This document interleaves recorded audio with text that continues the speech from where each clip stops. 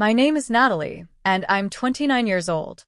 At 10 p.m. on a Friday, I sat across from my parents at the Gilded Fork, watching them scan the menu like they were royalty deciding the fate of a nation.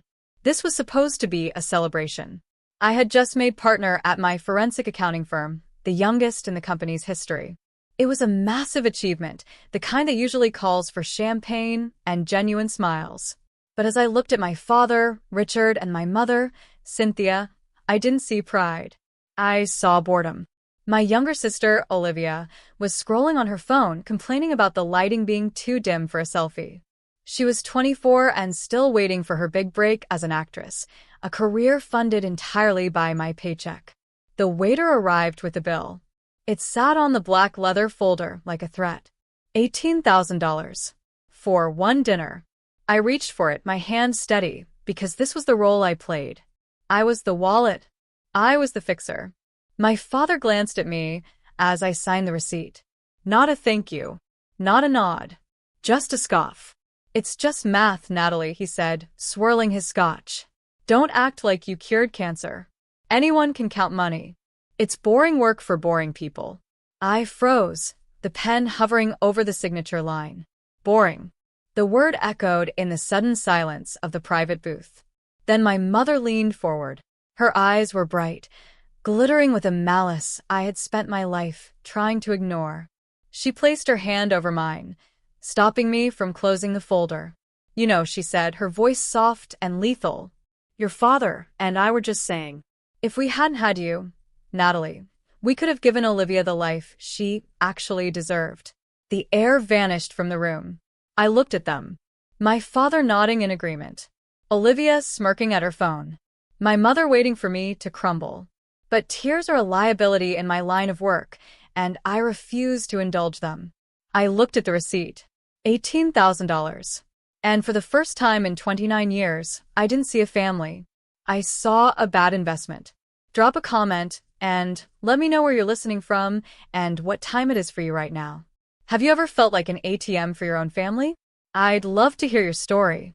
I drove home in silence. The city of Chicago blurred past my window, a streak of gold and steel, but I didn't see it. I saw the receipt. $18,000. It wasn't just the money. I could make that back. It was what the money represented. For 5 years, I had been the silent partner in the business of my family's happiness. I wasn't a daughter to them. I was liquidity. I was the safety net they sprawled across while they reached for stars that didn't exist. I parked my car and walked into my apartment. It was clean, cold, and quiet. I sat down at my desk, the only place where I ever felt truly in control, and I opened my laptop. I didn't go to social media. I went to my banking portal. The screen glowed with the blue light of hard numbers. I looked at the scheduled transfers, the digital veins that pumped my lifeblood into their accounts. $2,400. Sent on the first of every month to my parents. They called it a bridge loan. A temporary measure to save the family home after my father's bad investments. Temporary. It had been running for 60 months. That is $144,000. Enough to buy a small house outright in some states. $1,850. Sent on the 15th to Olivia. We called it her lifestyle allowance. It paid for acting coaches who promised her stardom, headshots that sat in piles on casting directors' desks, and a wardrobe she claimed was essential for her brand. And then there were the incidentals. The credit card bills I paid off quietly to avoid arguments. The car insurance. The phone plans. I did the math in my head, tallying the cost of my own erasure. I am a forensic accountant. My job is to find the truth in the numbers. I track hidden assets for Fortune 500 companies. I find the single missing penny that brings down a corrupt CEO. I am the person they call when the math doesn't add up. I am brilliant at spotting fraud in a boardroom. But in my own living room, I was blind. I sat there, staring at the cursor blinking on the screen, and I asked myself the question that had been haunting me for years. Why? Why did I stay? Why did I keep paying? It wasn't because I was stupid. It was because I was trapped in the normalization of their cruelty. It's a concept we see in economics called the sunk cost fallacy. You convince yourself that because you have already invested so much money, so much time, so much hope, that you cannot walk away. You tell yourself that the payout is just around the corner. If I just pay one more month of the mortgage, my father will finally be proud. If I just buy Olivia one more dress, she will finally see me as a sister, not a servant. You gamble your future to justify your past mistakes. I had turned my love into a transaction. I thought if I paid enough, eventually, I would buy my way into their hearts. I thought I was building equity in this family. But tonight, at that table, under the dim lights of the Gilded Fork, my mother had shown me the balance sheet. There was no equity. There was no investment. There was only a black hole. I had spent hundreds of thousands of dollars trying to purchase affection from people who wished I didn't exist. I wasn't their retirement plan. I was their regret. I looked at the scheduled transfer for the bridge loan. It was set to go out at 6 a.m. tomorrow morning. I looked at the transfer for Olivia. Set for noon. I rubbed my eyes, trying to summon sadness, trying to find the part of me that wanted to grieve the loss of a mother who never really loved me. But it wasn't there. The sadness had evaporated in the heat of her words. What was left was something colder, something harder. It was the clarity of an auditor who finally sees the embezzlement for what it is. I wasn't going to wait for an apology. I wasn't going to wait for them to change. I was going to do what I did best. I was going to close the account. The sun rose over Chicago at 6 a.m., casting a pale, gray light across my living room. I hadn't slept. I had spent the night sitting in my ergonomic chair, staring at the skyline, letting the cold logic of my profession settle over my bones. I am a forensic accountant. I deal in facts. And the fact was, my mother had made a wish. She wished I had never been born. In the legal world, we call this specific performance. If a party requests an outcome, you deliver it. So I decided to grant her wish. I cracked my knuckles and woke up my laptop. The screen hummed to life. I wasn't acting out of rage. Rage is messy. Rage makes mistakes. This was precision. This was a systematic decoupling. I called it the erasure protocol. The premise was simple. If I had never been born, I would never have earned a salary. If I had never earned a salary, I would never have linked my bank accounts to theirs. If I didn't exist, neither did the money. I was going to simulate a world without Natalie Reed, starting with the wire transfers. I logged into the Family Trust Management portal. The first item was the bridge loan. $2,400, scheduled to leave my account in exactly 30 minutes. My father relied on this money like gravity. He didn't even check his balance anymore. He just assumed I would be there to catch him. I hovered the cursor over the cancel button. I thought about the counterfactual reality my mother wanted. In a world without me, this mortgage went unpaid 5 years ago. In a world without me, the bank foreclosed in 2019. In a world without me, they were already evicted. I wasn't hurting them. I was simply correcting the timeline. I clicked. The line item turned gray, then vanished. Deleted. Next was Olivia. $1,850. Her lifestyle allowance. In a world without me, Olivia didn't have a private acting coach. She had a job at Starbucks. She didn't have headshots by the best photographer in the city. She had selfies. I was merely restoring her to the factory settings of her own ambition. I clicked. Deleted. Then came the credit cards. I pulled up the Platinum American Express account. I was the primary cardholder. Richard, Cynthia, and Olivia were authorized users. I scrolled through the recent transactions. $400 at a steakhouse on a Tuesday. $300 at a spa. Gas. Groceries. Wine. They were living a 5-star life on a subsidized income. I went to Manage Users. I selected Richard Reed. Remove. I selected Cynthia Reed. Remove. I selected Olivia Reed. Remove. The screen asked me for a reason. I typed 2 words, fraudulent activity, because that is what it was. They had defrauded me of a daughter's love and replaced it with a sponsor's obligation. I didn't stop at the big things. I went for the infrastructure. The Netflix password. The Spotify family plan. The Amazon Prime login. The Uber Eats account linked to my card. If I didn't exist, who was paying for their streaming? Who was paying for their sushi delivery? No one. I changed every password to a random string of alphanumeric characters that I wrote down in a physical notebook. I logged out of all devices. By 6:45, my digital footprint in their lives was gone. The automatic payments were dead. The cards were plastic rectangles with no power. The stream was dry. I sat back. The apartment was silent, but it was a different kind of silence than the night before. It wasn't the silence of a victim. It was the silence of a judge who has just banged the gavel. I looked at my bank balance. It wasn't going down today. For the first time in 5 years, my money was staying with me. I closed the laptop.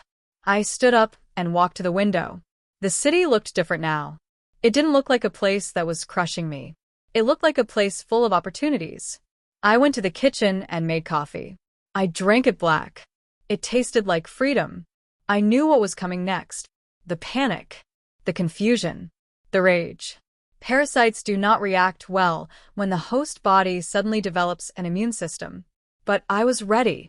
I checked my phone settings and turned off notifications for my family group chat. I wasn't going to block them yet. I wanted the evidence. I wanted to see them realize that the ghost they wished for had finally arrived. The silence of my morning was shattered at 10 a.m. My phone, sitting face down on the kitchen counter, began to vibrate. It started as a low hum, then escalated into a frantic dance across the granite. I picked it up. Olivia. I didn't answer. I watched the screen light up with her name, imagining the scene on the other end.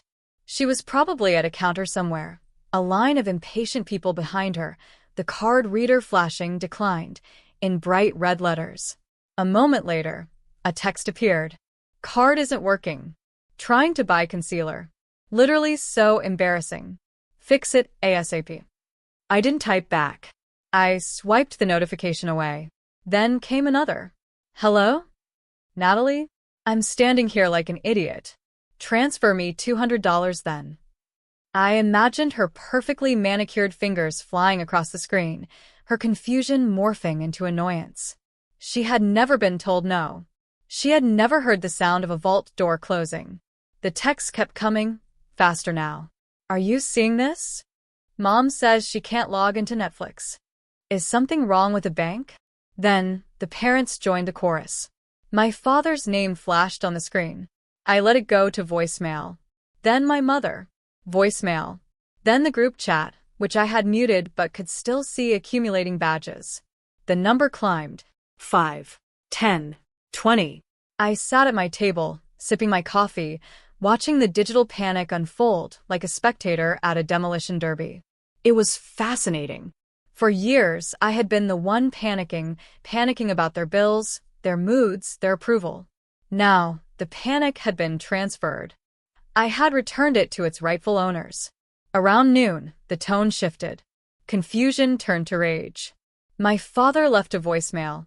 I played it on speaker, setting the phone down as if it were a contaminated object. Natalie, pick up the phone. The mortgage payment didn't go through. The bank sent an alert. Fix this immediately. You're being dramatic and childish. We are your parents. Call me back now. Dramatic. Childish. The words were predictable. They didn't ask if I was okay. They didn't ask why I had done it. They went straight to the entitlement. They believed they owned me. They believed my money was their birthright. Then my mother left one. Her voice was tight, a mix of fury and disbelief. You are punishing your sister for her honesty? Is that it? Because we told you the truth? You are vindictive, Natalie. We raised you better than this. Fix the accounts before I come down there myself. I felt a flicker of the old fear, the reflex to apologize, to smooth it over. But then I looked at my laptop, at the spreadsheet I had built of their expenses. I looked at the line item for the bridge loan. $144,000. I didn't respond. I didn't defend myself. I did something much more dangerous. I opened a new folder on my desktop and named it Evidence. I downloaded every voicemail. I screenshotted every text. I logged the time and content of every call. I wasn't just ignoring them. I was building a case file. I treated their harassment like data points in an audit. Every insult was an entry. Every threat was a transaction. They thought they were fighting a daughter who could be bullied into submission. They didn't realize they were fighting a forensic accountant who was documenting their collapse. By 2 p.m., the messages stopped abruptly. The silence returned, heavy and ominous. I knew what it meant. They were regrouping. They were realizing that the old tactics, the guilt, the shame, the demands, weren't working. They were realizing that the ATM was not just out of order, it had been removed from the wall. I checked my email. Nothing. I checked my bank accounts. Secure. I was an island. And for the first time, the water rising around them couldn't touch me. The silence from my family wasn't a retreat, it was a huddle. They were tactical. I knew that. They weren't reflecting on their moral failures. They were strategizing on how to force the tap back open. But I wasn't waiting for their next move. I was making mine. I decided to perform one final act of due diligence. If I was closing the book on the Reed family, I wanted to make sure the ledger was accurate. I stopped treating them like relatives and started treating them like a hostile corporate entity under investigation. I pulled up my professional toolkit, property records databases, the Secretary of State's business registry, and the forensic tracking software I used to hunt down hidden assets for divorce proceedings. I started with the bridge loan, $2,400 a month. My father had told me 5 years ago that the bank was threatening foreclosure on their primary residence. I believed him because I wanted to be the hero. I wanted to be the one who saved the roof over their heads. I pulled the property tax records for their house in the suburbs. The database loaded, rows of data populating the screen. I scanned down to the lien history. I froze. The mortgage on the primary residence had been satisfied in 2019. Paid in full. There was no lien holder. My blood ran cold. If the mortgage was paid off 2 years ago, where had my money been going for the last 24 months? That was nearly $60,000 just in that period. That wasn't a bridge loan. That was a donation. I went back to my bank statements. I isolated the routing number for the recipient of those payments. I had always assumed it was a direct transfer to a mortgage servicer or perhaps a joint account they used for bills. I ran the number through the banking identifier database. It wasn't a major bank like Chase or Wells Fargo. It was a business account at a small regional credit union. The account holder was listed as R&C Holdings, LLC. R&C, Richard and Cynthia. I felt a wave of nausea, the physical sickness of betrayal, but I pushed it down. Emotions are distractions. I needed facts. I searched the state business registry for R&C Holdings. It was a limited liability company registered to my father's P.O. box. The stated purpose: asset management. I pulled a transaction history associated with the LLC's public filings. R&C Holdings had one major asset purchase recorded 18 months ago. A wire transfer for a substantial down payment, followed by monthly mortgage payments that matched the exact amount I had been sending. I searched for the property associated with the LLC. It wasn't their house. It wasn't a rental property for income. It was a luxury waterfront condo in Lake Geneva, Wisconsin. A playground for the wealthy. A place for boats, shoes, and summer cocktails. I pulled the deed, and that's when the floor dropped out from under me. The owner of record wasn't Richard Reed. It wasn't Cynthia Reed. It was Olivia Reed. I sat back in my chair, the air hissing out of my lungs. They hadn't been struggling. They hadn't been on the brink of homelessness. They had been embezzling my income to build a real estate portfolio for my sister. The bridge loan was a lie. The lifestyle allowance was just the tip of the iceberg. They had turned me into a venture capitalist for their golden child's future, without my consent. They had looked me in the eye, told me they were drowning, and used my lifeline to build a yacht for Olivia. This wasn't just favoritism. This was financial crime. It was wire fraud. They had solicited funds under false pretenses. They had used the fear of their own poverty to extort me. I looked at the date on the deed. It was signed 3 days after I had told them I couldn't afford to come home for Christmas because work was too busy. I remembered that call. My mother had cried. She said they missed me. She said they were just so worried about money. And while I was eating a sandwich at my desk on Christmas Eve, working to make partner, they were signing closing papers on a lake house for the daughter they actually loved. I felt a cold, sharp laugh bubble up in my throat. It was the absurdity of it. They thought I was boring. They thought my job was just math. And yet it was that boring math that had caught them. I printed the deed. I printed the LLC registration. I printed the bank transfer records linking my account to their shell company. I punched 3 holes in each document and placed them into a thick black binder. I labeled the spine. The forensic audit of the Reed family finances. I wasn't just a daughter anymore. I was the prosecution. And I had everything I needed to secure a conviction. A week later, the ambush came. It was a Tuesday afternoon, the kind of gray, rainy Chicago day that makes the glass skyscrapers look like icebergs. I was in a partners meeting, discussing a forensic audit for a pharmaceutical merger, when the receptionist called. Her voice was tight, professional but strained. "Ms. Reed, I'm sorry to interrupt. There are some people in the lobby demanding to see you. They say they're your family. Security is about to escort them out, but they're making quite a scene." I felt a cold calm settle over me. I knew this would happen. Desperation makes people stupid, and my family was nothing if not desperate. I told my colleagues to excuse me.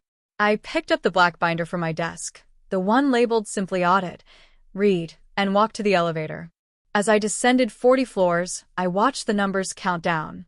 40, 30, 20. With each passing floor, I felt the final vestiges of the daughter I used to be peeling away.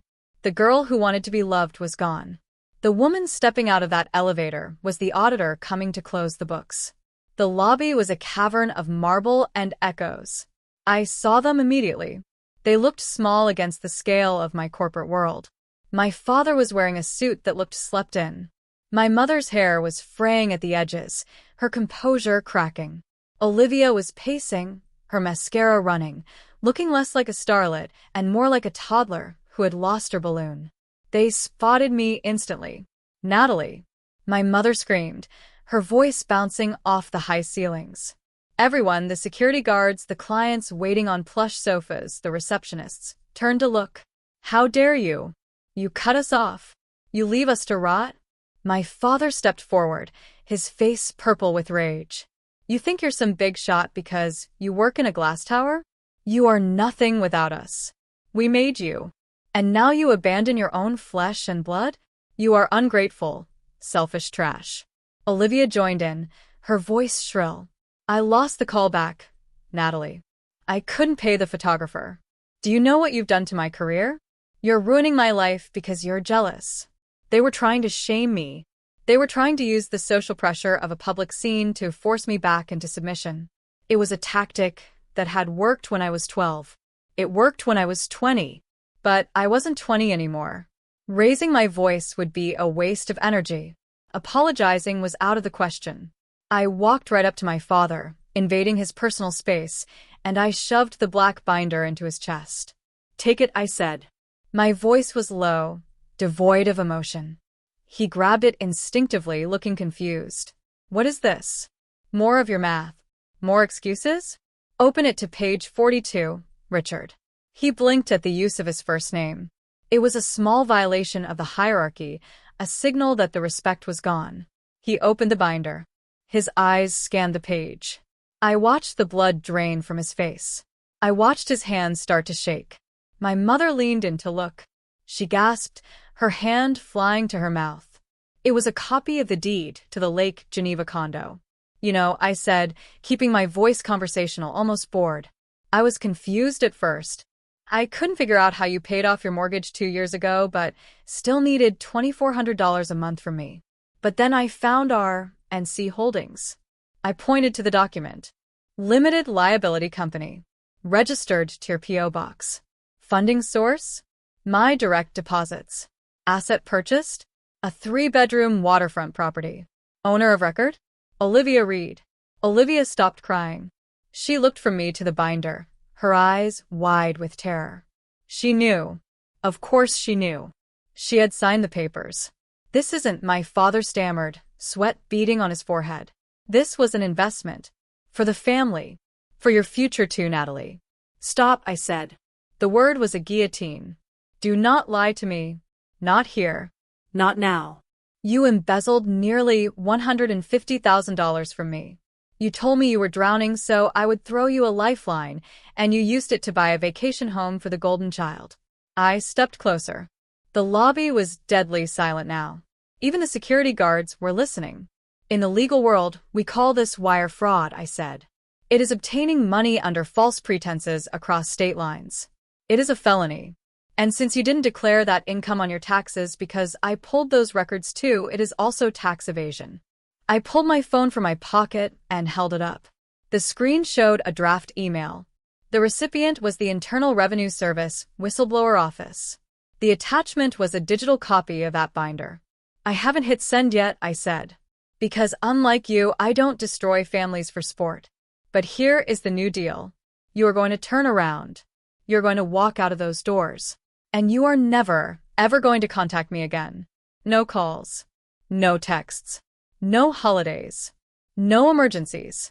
My mother started to sob, reaching for my arm. Natalie, please, you can't. I pulled away, as if she were burning me. If I see one notification on my phone, I hit send. If you show up at my apartment, I hit send. If you try to sue me for support, I hit send. And Richard? If you don't sell that condo and pay me back every single cent within 6 months, I will send this binder to the district attorney. I stared at my father, the man who had called me boring, the man who had dismissed my life's work. He looked terrified. He looked small.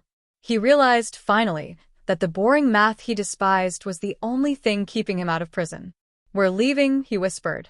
His voice was a husk. Cynthia, let's go. They backed away from me. My mother looked at me one last time, searching for the daughter she could manipulate, but she found only a stranger in a tailored suit. Olivia didn't even look at me. She was staring at the floor, realizing her free ride had just crashed into a wall. They turned and walked out the revolving doors, disappearing into the gray rain of the city. They left the binder on the floor. I stood there for a moment, watching the space where they had been. The air in the lobby felt cleaner. The heavy, suffocating weight that had pressed on my chest for 29 years was gone. I picked up the binder. I smoothed the cover. Then I turned around and walked back to the elevator. The security guard caught my eye and gave me a short, sharp nod of respect. I nodded back. I pressed the button for the 40th floor. I was going back to work. I walked back into my office and closed the door. The sound of the latch clicking shut felt like a seal breaking. The tension that had held my shoulders up for days finally released. I sat down in my leather chair and swiveled to face the window. Chicago stretched out before me, gray and endless and indifferent. My boss, Marcus, knocked softly and stepped in. He didn't ask for details. He didn't need to. He had seen the binder. He had seen the faces. He just nodded. Take the rest of the day, Natalie, he said. You handled that definitively. I'm fine, I said automatically. And then I paused. Because for the first time in my life, it was true. I wasn't just surviving. I was fine. Actually, I corrected myself. I think I will take the afternoon. I have some house hunting to do. I left the office an hour later. I didn't go home to my cold apartment. I drove north, out of the city, past the suburbs, until the concrete gave way to trees. I found a small house for sale in a quiet neighborhood. It wasn't a mansion. It wasn't a lake house. It was a modest, mid-century modern with big windows and a garden that needed work. I bought it. Just for me. No guest room for visiting parents. No basement suite for a sister who needed to find herself. Just one bedroom, an office for my work, and a kitchen where I would cook meals only I wanted to eat. Moving in was a quiet affair. I unpacked my books. I sat at my desk. I hung my diplomas on the wall. Not for anyone else to see, but for me to remember who earned them. Sitting on my back porch that first evening, watching the sun set through the trees, I thought about the concept of family. We are taught that family is biology, that it is blood, that it is an unconditional bond you are born into. But biology is just chemistry. Blood is just fluid. Real family isn't about DNA. It's about safety. It's about the people who don't drain you. It's about the people who celebrate your boring math because they know it's your passion. It's about the people who don't need to be bought. My ledger was finally balanced. The liabilities had been written off. The bad debt had been discharged. I was starting fresh, with a zero balance and a surplus of peace. I pulled out my phone one last time. I opened the folder marked Evidence. I scrolled through the texts, the voicemails, the documents. I thought about keeping them just in case. But then I realized I didn't need the insurance anymore. They were too afraid to come back. The truth was a better lock than any deadbolt. I selected all. Delete. I watched the files vanish. Then I put the phone down and listened to the wind in the leaves. I wasn't a daughter anymore. I wasn't a sister. I wasn't a wallet. I was just Natalie. And for the first time, that was enough. If you've ever had to fire your own family to save yourself, share the story. You aren't alone, and you aren't wrong. Subscribe for more stories of justice.